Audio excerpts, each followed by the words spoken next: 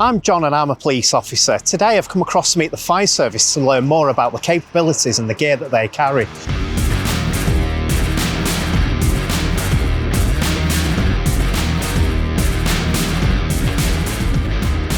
Hi Danny, I'm John. Hi. Good to meet you.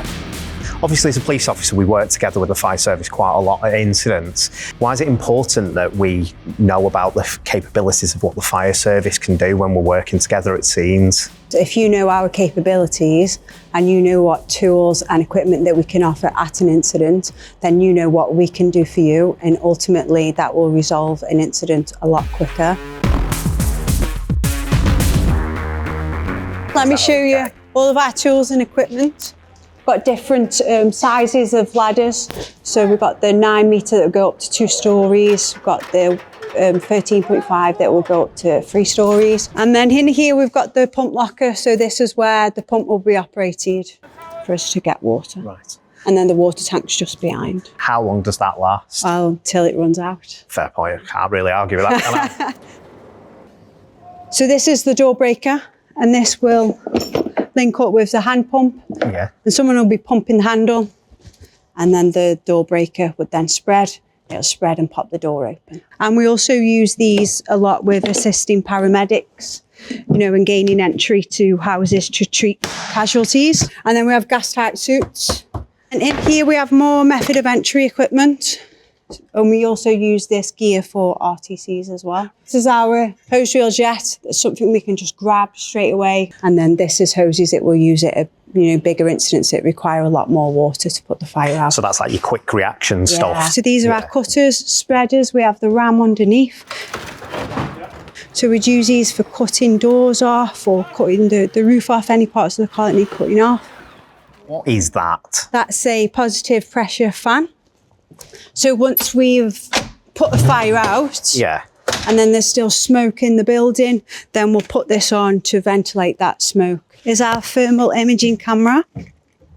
So when we go into a fire with all the smoke, you can't see anything. Thing. No. So we can easily identify if there's any casualties in there. Yeah. So in this locker, we've got our med bag. Right, okay. And then in this locker, we have all of our HAZMAT. What's HAZMAT? So your hazardous materials. Okay. This is our environmental pack. Yeah. So we've got kit in here that can help to contain, any chemical leaks. That will stop anything getting into a drain. Right. To protect the environment. Yeah. You can really see our capabilities and what we can bring to an incident. You've certainly got a lot more. Fires out. A lot more kit than I first thought you would have had. So Adi, how does the fire and rescue service respond to more out of the ordinary or unusual incidents? So we have a variety of different specialist disciplines, ranging from flood rescue. We have a boat that we can deploy nationally. We have teams trained specifically in swift water. We have specialists who are rope operatives who can rescue from height. Okay, crew, 2 casualties on board.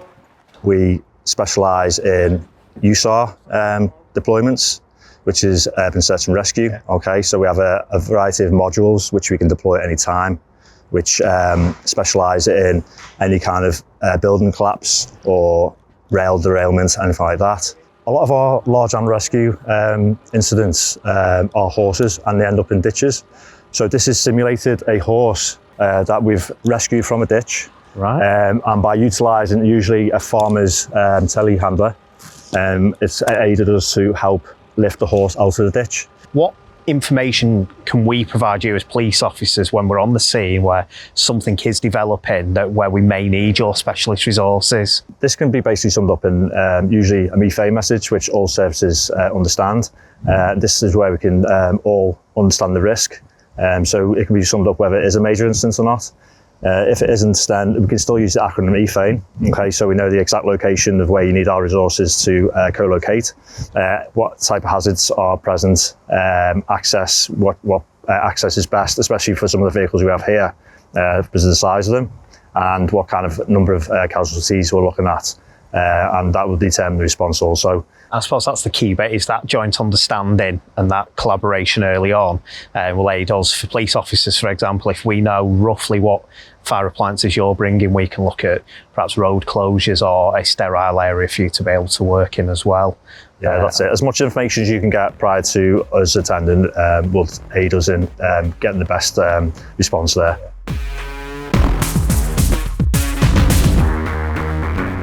So Niamh, how do the fire service use dogs and what ways they use them in service? Fire service use a range of dogs. The lady I'd like to introduce you to today is Vesper. She is Merseyside's live scenting canine, and she goes into collapsed buildings or any disaster. She also goes abroad for us with our USAR team, International Search and Rescue. You can hear me, call out! So she has an active bark. She will search the area far quicker than anything else we have, mechanical or otherwise, and she will indicate at the presence of live scent. So we don't actually send them into fires then? No, they don't wear BA, they don't fireproof. She does have bells and whistles, so she puts a harness on with lights and bells so I can hear her location. We also have fire investigation canines, and they go in post-fire and indicate if there's any ignitable liquids used in the event of it being deliberate, suspicious ignition or fatality. Good girl, Vesper, come. Good girl, come.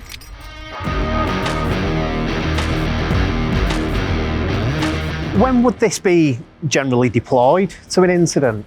Normally it would be deployed at larger incidents. When I say larger, it's incidents which have more than 6 appliances, 6 or more. But it can be deployed at incidents which are below that, depending on the type of incident. Right. So I'll start with the basics really. Main scheme radio. Right, okay. So we have an operator here who will pass messages, formulate messages and pass them on to our fire control. Yeah. Radios for personal use to communicate between the different sectors. When I say sectors, this is what I mean by sector here. So each sector will have a sector commander in there. They can communicate with the guy in the white hat, which is the incident commander, passing any relevant information, any safety critical information, any information that comes in from control or outside. And this is somewhere where we as police commanders and the ambulance commander can also come in and co-locate with you. This is where they'll come together, co-locate as we call it, and discuss the tactical priorities, the plans. It's all about bringing it to a safe conclusion, isn't it? Yeah, and it's quite peaceful in here. When you get out there onto the incident ground, quite noisy. You've got the weather, inclement weather. Being in here, nice and cosy. We can sit here and discuss the situation with each other. And I can see we've got the prompts as well, which is also good for commanders, isn't it? Too. We can constantly refresh ourselves. It's really good, and when you're working in pressurized situations, when there's a lot going on, sometimes it's really good to have something there just to prompt you, just to have a look. Right, okay, we're all on the same page. This is what we're going to be discussing and how we're going to discuss that. That's brilliant. There is one oversight though, and you guys normally have all the kit. Where's the kettle? Oh, we're far too busy to have cups of tea. That's not what I've heard. It's a myth. We offer a lot more than just fire response as a fire service, as a modern day fire service now. Following any large scale incident or any major incident, we can be mobilised from fire service, from the National Resilience Fire Centre, and they can mobilise and deploy a whole range of assets very quickly to where they're needed, not just within our own county, but nationally as well. We also offer MTA, which are marauding terrorist attack response. So anything throughout the country we can get mobilised to assist yourselves, the police, and our ambulance colleagues. We've got our high volume pump, which again can respond nationally, and that just allows us to move really large volumes of water from one place to another very quickly and efficiently. We also offer CBRN, which is chemical, biological, radiological and nuclear. We've got specialist units who are trained to identify any hazardous materials.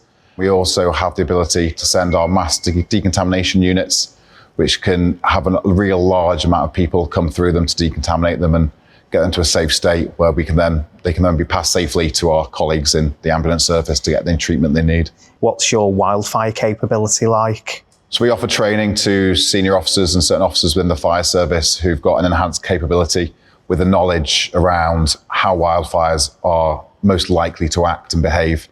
And by being able to predict these things, we can then deploy resources to the areas where they're most needed so we can help battle those.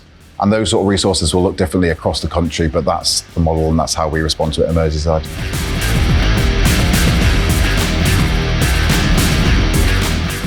So that's it from me today. Keep an eye out for the other videos, and if you want to learn more about JESIP, visit the website.